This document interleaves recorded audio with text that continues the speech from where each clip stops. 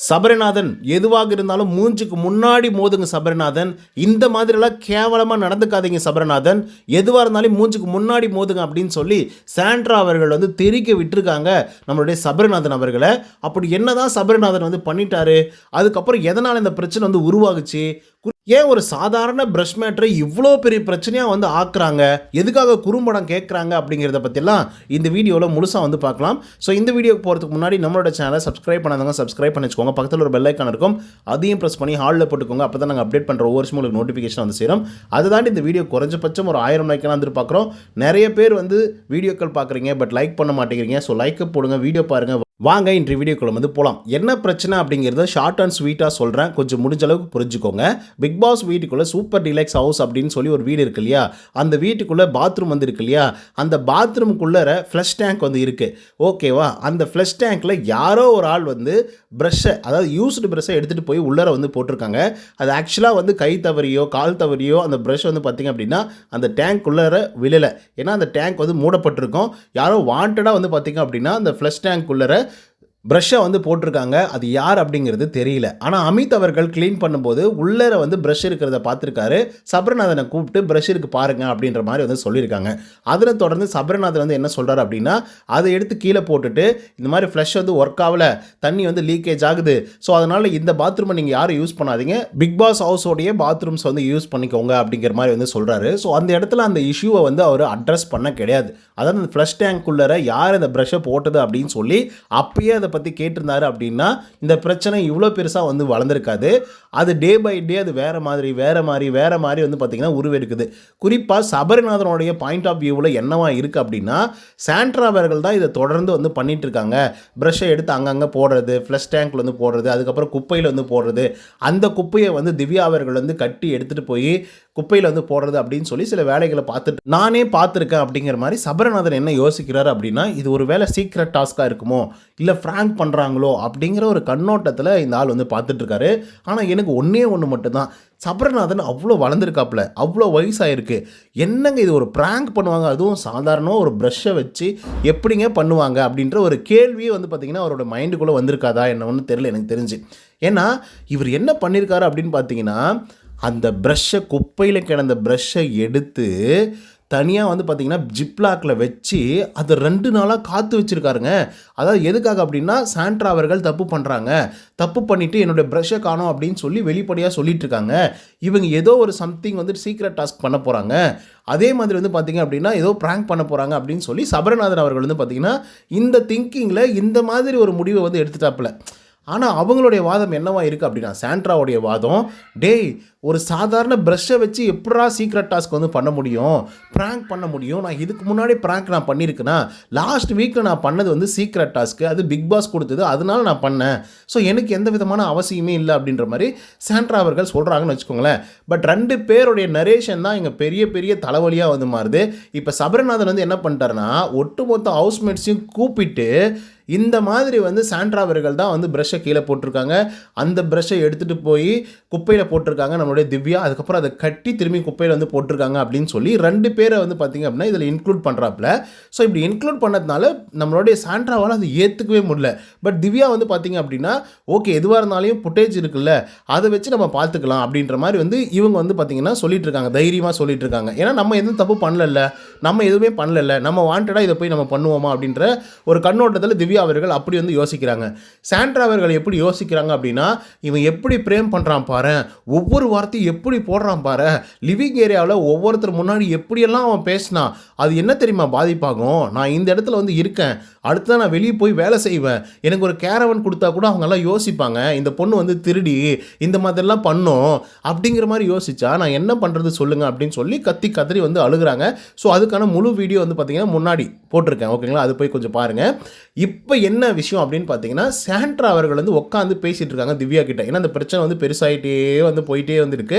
நம்ம திவ்யா கிட்ட பேசிகிட்டு இருக்காங்க. திவ்யா வந்து ஆறுதல் சொல்லிட்டு இருக்காங்க, அக்கா விடுக்கா நம்ம பார்த்துக்கலாம், எதுவாக இருந்தாலும் விஜய் சேதுபதி வந்து அட்ரஸ் பண்ணுவார், இல்லைனா பிக் பாஸ் வந்து அட்ரஸ் பண்ணுவாங்க, அதுக்கப்புறம் வீடியோவெல்லாம் ஃபுட்டேஜ் எல்லாம் இருக்குல்ல, இந்த வீட்டுக்குள்ளே என்ன நடந்தாலும் அதுக்கான ஃபுட்டேஜ் வந்து இருக்குது, அதை நம்ம வந்து கேட்டு வாங்கிக்கலாம்க்கா, அதுக்கப்புறம் கிளாரிஃபை பண்ணிக்கலாம், அமைதியாக இருக்கா, நீ தப்பு பண்ணல, அப்படிங்கிற மாதிரி திவ்யா அவர்கள் வந்து பேசிகிட்டு இருக்காங்க. என் மேலே கூட தான் அக்யூசேஷன் வந்து வச்சுருக்கான். ஸோ அது வந்து தப்பு, அவன் ஏதோ ஒரு மைண்ட் செட்டில் வச்சுட்டு இருக்கான் அப்படிங்கிற மாதிரி திவ்யா வந்து இப்படி பேசிகிட்டு இருக்காங்க. பட் சாண்ட்ரா வந்து பார்த்திங்கன்னா அவங்க யோசிக்கிறதே வேறு மாதிரி யோசிக்கிறாங்க.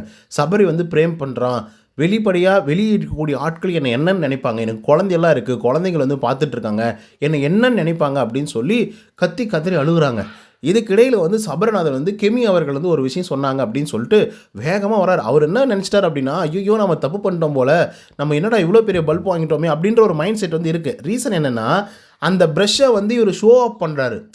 புரியுதுங்களா? எல்லாரையும் கூப்பிட்டு உட்கார வச்சு இந்த ப்ரஷ் வந்து யாரோட இது அப்படின்னு சொல்லி கேட்கும் பொழுது, அப்போ கனி வந்து என்னோட இது தாண்டா இது, அதே மாதிரி டங் கிளீனரும் என்னோட இது தான் அப்படிங்கிற மாதிரி வந்து சொன்னதுக்கப்புறம், ஐயோ இது சாண்ட்ராவது கிடையாதா, நம்ம என்னடா அதுக்கு முன்னாடி இவ்வளோ பெரிய விஷயத்த வந்து பேசிட்டோமே அப்படின்ற மாதிரி சபரிக்கு வந்து ஒரு பயம் வந்துடுச்சு. நம்ம மேலே வந்து கண்டிப்பாக போட்டு ஏறுன்னு ஏறுவாங்க அப்படிங்கிற மாதிரி. ஸோ இதனை தொடர்ந்து வந்து கெமி அவர்கள் ஒரு விஷயத்தை வந்து சொல்லியிருப்பாங்க. அது என்ன அப்படின்னா, எந்து கூட பொருட்கள்லாம் காணாமல் போயிடுது, அதுக்கப்புறம் மறுபடியும் பேஸ்கெட்குள்ளே வந்துடுது அப்படின்னு சொல்லியிருப்பாங்க. சபரநாதன் அந்த பரபரப்பில் ஓடி வந்து நம்ம சாண்ட்ரா கிட்ட வந்து என்ன சொல்லுவாங்கன்னா, பாருங்கள் கெமியோட பொருட்கள் கூட வந்து திருடு போதான், இது கெமிக்கு மட்டுமே நடக்கலை, உங்களுக்கு மட்டுமே நடக்கலை, நிறைய பேருக்கு வந்து இது நடந்துகிட்ருக்கு, ஸோ அதனால தான் நான் வந்து அந்த மாதிரி வந்து சந்தேகப்பட்டேன் அப்படின்னு சொல்லி சபரி வந்து சொல்கிறாப்புல. அதுலேயும் குறிப்பாக சொல்லணும் அப்படின்னா, கெமி என்னவா சொல்கிறாங்க அப்படின்னு சொல்லும்போது, கெமி அவர்களுடைய பொருட்களும் திருடு போகுது, அதுக்கப்புறம் அது குப்பையில் போயிடுதான், ஸோ அப்படின்ற மாதிரி வந்து சபரி அவர்கள் வந்து சொல்கிறாங்க. ஆனால் கெமி அப்படி சொல்லியிருக்க மாட்டாங்க, பேஸ்கெட்டில் இருக்குது அப்படின்ற மாதிரி தான் சொல்லியிருப்பாங்க. இந்த ஒரு விஷயத்தை வந்து அரோராவே அந்த இடத்துல வந்து கிளாரிஃபை பண்ணுவாங்க. டே அதெல்லாம் பேஸ்கெட்டில் தான்டா இருந்துச்சு, போயிருந்தது அதுக்கப்புறம் வந்துருச்சுடா அப்படின்ற மாதிரி வந்து சொல்லி கிளாரிஃபை பண்ணியிருப்பாங்க. அப்போது சாண்ட்ராவுக்கு உச்சக்கட்ட கோவம் வந்துடும். என்ன ட்ரை பண்ணுற சபரி, நீ என்ன ட்ரை பண்ணுற, எதுவாக இருந்தாலும் மூஞ்சுக்கு முன்னாடி மோது சபரி, இந்த மாதிரியெல்லாம் பண்ணாத அப்படின்ற மாதிரி நம்ம சாண்ட்ராக்கா வந்து தெருக்கி விட்டுருப்பாங்க. ஒரு மாதிரி அழுதுட்டாங்க, சொல்லப்போனால் லிட்ரலாக பயங்கரமாக அழுதுட்டாங்க. என்ன மாதிரி நீ பிரேம் பண்ணிகிட்ருக்க அப்படின்னு சொல்லி பயங்கரமாக கோவப்பட்டாங்க. இது ஆனால் லிட்ரலாக இது ஒரு பிரேமிங் தான், ஓகேவா? ஆனாலும் அந்த ஃப்ளஷ் டேங்க்குள்ளே யார் அந்த ப்ரஷ்ஷை போட்டாங்க அப்படிங்கிறது இப்போ வரைக்குமே தெரியல. ஆனால் அது வந்து சாண்ட்ராவுடைய ப்ரஷ் தான். ஸோ அப்படி ஒரு இன்வெஸ்டிகேஷன் பண்ணணும் அப்படின்ற பேரில் இவர் என்ன யோசிச்சிட்டாரு அப்படின்னா, எல்லா தப்புக்கும் காரணம் சாண்ட்ரா தான், எல்லா தப்புக்கும் காரணம் திவ்யா தான், நான் வந்து கையும் கழுவுமா பிடிச்சிட்டேன் அப்படிங்கிற மாதிரி ஒரு பயங்கரமாக சீனை போட்டு லிவிங் ஏரியாவில் சொன்னது தான் சாண்ட்ராவால் தாங்கிக்கவே முடியல. எதுவாக இருந்தாலும் மூஞ்சுக்கு முன்னாடி போது இவ்வளோ கேவலமாக பண்ணாத நீ, இந்த மாதிரி கேவலமாக பிரேம் பண்ணாத நீ அப்படிங்கிற வார்த்தைகளை பயன்படுத்தியிருப்பாங்க. குறிப்பாக சபரி வந்து பார்த்திங்கன்னா சில வார்த்தைகளை பயன்படுத்தியிருப்பார். அந்த வார்த்தைகள் தான் அவங்களுக்கு பயங்கர ஹர்ட்டிங்காக இருந்திருக்கும்.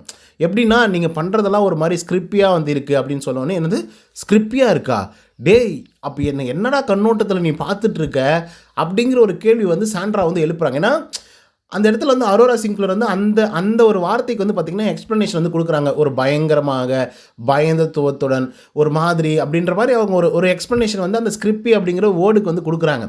அப்போ நீ என்ன நினச்சிட்ருக்க, அப்போ நான் ஏதோ வந்து ரொம்ப தப்பாக மோசமாக நான் ஏதோ பண்ணுறேன் அப்படின்றத நீ பிரேம் பண்ணிகிட்ருக்க அப்படின்னு சொல்லி சாண்ட்ரா ஒரு பக்கம் வந்து பயங்கரமாக கோவப்பட்டு திட்டுறாங்க சபரியை, ஓகேங்களா? இந்த இடத்துல அரோரா சரியாக ஸ்கோர் பண்ணாங்க.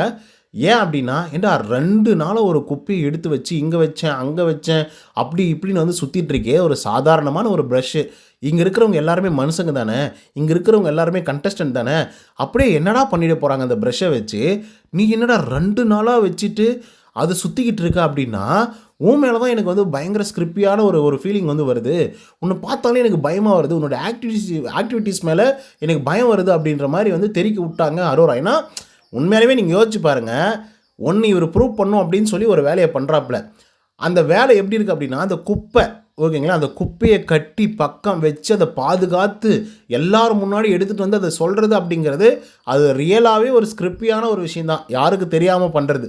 அந்த ஒரு விஷயத்தை வந்து பார்த்திங்கன்னா அரோரா வந்து பார்த்திங்கன்னா பட்டுன்னு போட்டு சபரநாதன் முன்னாடியே உடைக்கிறாங்க. சபரநாதனுக்கு என்ன பண்ணுறதுன்னு தெரியல, மூஞ்சே இல்லை, போச்சுடா இந்த வாரம் 2 கேஸு, அதுவும் குறிப்பாக பெரிய பெரிய கேஸு. ஒன்று வந்து பார்வதியோடைய கண்ணை வந்து இடிச்சது, ஓகே, அது வந்து அன்இன்டென்ஷனலாக தான் வந்து பண்ணார். ஸோ அதனால் வந்து பார்த்திங்க அப்படின்னா அதுக்கு வந்து எக்ஸ்கியூஸ் கொடுத்துடலாம். பட் அதில் மிகப்பெரிய அளவில் ரொம்ப ரூடாக ஒரு கேம் வந்து விளையாடி பார்ப்பல. ஸோ அதுக்காக கண்டிப்பாக பிக் பாஸ் அவர்களும் அதே மாதிரி விஜய் சேதுபதி அவர்களும் பெரிய அளவில் ரோஸ்ட் கொடுப்பாங்க அப்படிங்கிற மாதிரி தான் எனக்கு வந்து தோணுது. 2வது விஷயம், இந்த ப்ரஷ் மேட்ரு, இது ஒரு சாதாரணமான ஒரு விஷயம். என்னவா இருந்தாலும் அதை டைரெக்டாக எடுத்துகிட்டு வந்து யார் இந்த ப்ளஷ் டேங்க்குள்ளே இந்த ப்ரஷ்ஷை போட்டது அப்படின்னு சொல்லி ஒட்டுமொத்த ஹவுஸ்மேட்ஸ் முன்னாடி அதை செஞ்சுருந்தாங்க, சொல்லியிருந்தாங்க அப்படின்னா அந்த பிரச்சனை அப்பயே வந்து சால்வ் ஆகிருக்கும். அதை தான் அரோராவும் சொல்லியிருப்பாங்க. ஆனால் அது நீ 2 நாளாக 3 நாளாக அந்த குப்பையை பாதுகாத்து யார் என்ன பண்ணுறாங்க அப்படின்னு சொல்லி நோட்டம் விட்டு அதுக்கப்புறம் அந்த குப்பையும் எடுத்துகிட்டு வந்து நீ எல்லோரும் முன்னாடி காட்டுற அப்படின்னா உன் மேலே தான்டா எனக்கு ஸ்கிரிப்பியாக ஃபீல் ஆகுது அப்படின்னு சொல்லி அரோரா வந்து சொல்லியிருப்பாங்க. ஸோ அது 100% கரெக்டு. ஆனால் இங்கே வந்து அவரோட எக்ஸிக்யூஷன் தப்பு, அவரோட மைண்ட் செட் வந்து தப்பாகி போச்சு. ஸோ அதனால் நம்மளுடைய சாண்ட்ரா அவர்கள் வந்து இதாண்டா மைலேஜ் அப்படின்னு பிடிச்சி ஏறி அடிக்கிறாங்க. ஆனால் உண்மையிலேயே சொல்கிறேன், சாண்ட்ராவுக்கு அந்த ஃபீலிங் வரதில் தப்பே கிடையாதுன்னா, உங்களை ஒருத்தர் வந்து அந்த ஒரு கண்ணோட்டத்தில் ஸ்கிரிப்பியாக ஒன்று பார்த்துட்ருக்காங்க, நீ ஒரு திருடி, நீ ஒரு மோசமான ஆள் அப்படின்ற மாதிரி பார்த்து ஒரு விஷயத்தை உனக்காக எதிராக ப்ரூவ் பண்ணணும் அப்படின்னு நினைக்கிறாங்க அப்படின்னா கண்டிப்பாக அந்த ஃபீலிங் வந்து வரும். ஸோ எதுவாக இருந்தாலும் முகத்துக்கு நேராக பேசு அப்படின்னு சொன்னது வந்து அதுக்காக தான். ஸோ இதை பற்றின உங்களோட கருத்துக்கள் என்ன அப்படிங்கிறத கமெண்ட்ஸில் சொல்லுங்கள். அண்ட் இந்த வீடியோ உங்களுக்கு வந்து பிடிச்சிருந்தா லைக் அண்ட் சப்ஸ்கிரைப் பண்ண மறந்துடாதீங்க. இன்னொரு தகவலை சந்திக்கிறேன். Until then bye from Uday. நன்றி, வணக்கம்.